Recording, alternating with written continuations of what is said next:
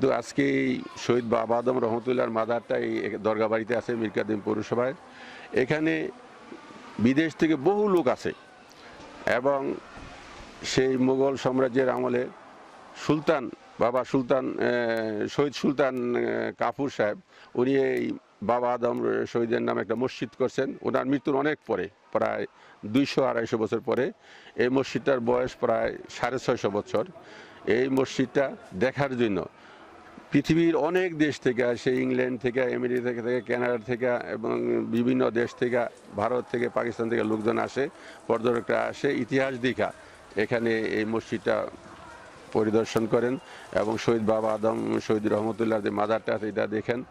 এবং উনি যে এই বাংলাদেশে ইসলাম প্রচার করতে আসছিলেন তারা ইতিহাসে আছে তার নাম, এবং তিনি যে এখানে শহীদ হয়েছেন তা ইতিহাসে আছে।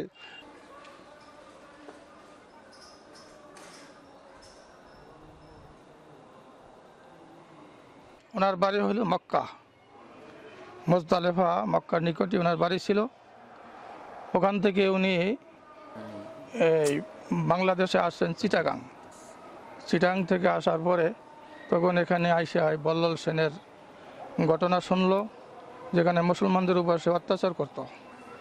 মুসলমান তারা কোরবানি করতে পারতো না, আকিকা দিতে পারতো না, বিভিন্ন ধরনের অত্যাচার করত। এইটাই শুনে উনি তখন ওনার সাথে যে ভক্তবৃন্দ ছিল ওদের সাথে নিয়ে উনি ওনার সাথে মানে যুদ্ধ ডিক্লেয়ার করলো। তো বিভিন্ন রকমের নৌযুদ্ধ করছে, তার ভিতরে সে পরাজয় হয়েছে। এরপরে দিয়ে স্থল যুদ্ধের ভিতরে সেখানে যুদ্ধ করছেন। যুদ্ধ করার পরে উনি মানে একটা সন্ধি স্থাপন করছে, মানে যুদ্ধ বিরত। কিন্তু ওনার যে ভক্তবৃন্দ ছিল ওনারা এতে রাজি ছিল না। তো এখন বাবা আদম শহীদ রহমতুল্লাহ উনি যখন বলছে যে ঠিক আছে দেখি, এরপরে উনি ওখান থেকে আইসা এখানে একটা খানকা ছিল, ওই খানকার ভিতরে উনি ধ্যানে বসা ছিল। এর ভিতরে উনি ঘোড়া হাঁকাইয়া আসছে, হ্যাঁ বল্লাল সেন ঘোড়া হাঁকাই যখন আসছেন আইসা দেখে যে উনি ধ্যানে বসা। এই ফাঁকে উনি তলোয়ার দ্বারা উনি আঘাত করছে। আঘাত করার পরে দিয়ে উনি কিছুই করতে পারে নাই।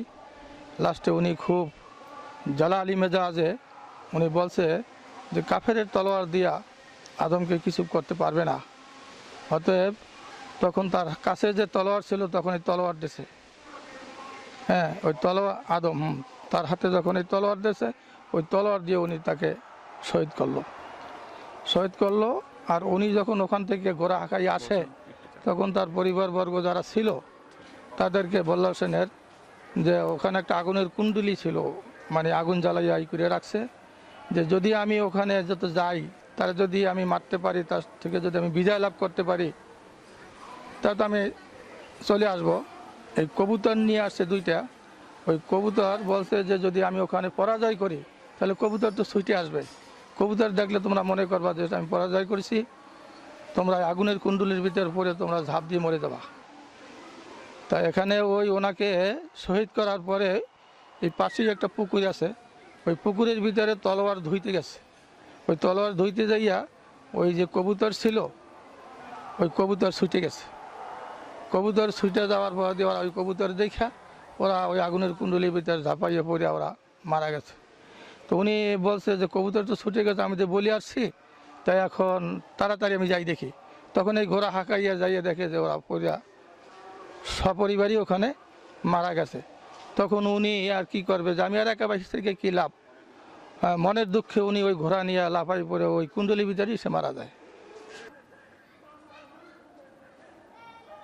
যে আমরা নারায়ণগঞ্জ থেকে এই মসজিদটা দেখতে আসছি, বিশেষ করে বাবা আদম শহীদ রহমতুল্লাহ আলাই, যিনি আজ থেকে আরও 850 বছর আগে দুনিয়ার জমি থেকে পর্দা করেছেন এবং তার থেকে আরও 200 বছর আগে এই মসজিদটা নির্মিত হয়েছে, এটুকু আমরা ইতিহাসটা জানি।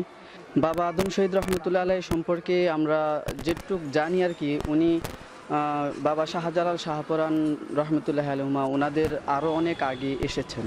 যে আমাদের বাংলাদেশের মধ্যে মানে ভারতীয় উপমহাদেশের এই বাংলার জমিনের মধ্যে সর্বপ্রথম যিনি আসছেন বলে আমরা জানি শাহ মাকদুম রহমতুল্লাহ আলাই রাজশাহী, এবং তারপরে যিনি আসছেন শাহ আলী বগদাদি রহমতুল্লাহ আলাই ঢাকা মিরপুর 1 নম্বরে যিনি জানার বাজার, এবং তারপরেই আমাদের বাবা আদম শহীদ রহমতুল্লাহ আলাই এই বাংলাদেশের জমিনের মধ্যে এসেছেন। তারও অনেক পরে বাবা শাহজালাল এবং শাহরপরান রহমতুল্লাহ আলাই বাংলাদেশের জমিনের মধ্যে ইসলাম প্রচারের জন্য এসেছেন, এবং অনেকেই এরকম করে আমাদের বাংলাদেশের বিভিন্ন আনাচে কানাচে আল্লাহর ওলিরা বিভিন্ন জায়গায় ইসলাম প্রচার করে ইসলামের সুমহান বাণী বাংলাদেশের আনাচে কানাচে প্রচার করেছেন বলে আমরা জানি। এই মসজিদটার যে এখন যে অবস্থা, এই অবস্থা সরকারের সামনের যে গেটগুলি আছে এগুলি সব হয়ে গেছে, নষ্ট হয়ে গেছে। এগুলি আমরা পরিবর্তন চাই। এবং এই মসজিদে এখন মানুষের না মুসলিদের জায়গা হয় না। তবে এই মসজিদটা আর এই বড় করা যাবে না, বর্ধিত করা যাবে না, কিন্তু মানুষ যাতে এখানে আয়সা একটু সুন্দরভাবে থাকতে পারে। আর এই মসজিদের ইতিহাস আছে এবং বাবা আদম রহমতুল্লাহর ইতিহাস আছে এবং এই মাজারের ইতিহাস আছে। তাই আজকে সরকারের কাছে অনুরোধ যেটা যেন সংরক্ষণ করে এবং যুগে যুগে এবং সে আজকের থেকে 850 বছর পরে পূর্বের যখন ইতিহাস, এটা 1000 বছর পূর্বে এবং আরও পরেও যাদের স্মৃতি থাকে, এই জন্য সরকারের দৃষ্টি আকর্ষণ করছি।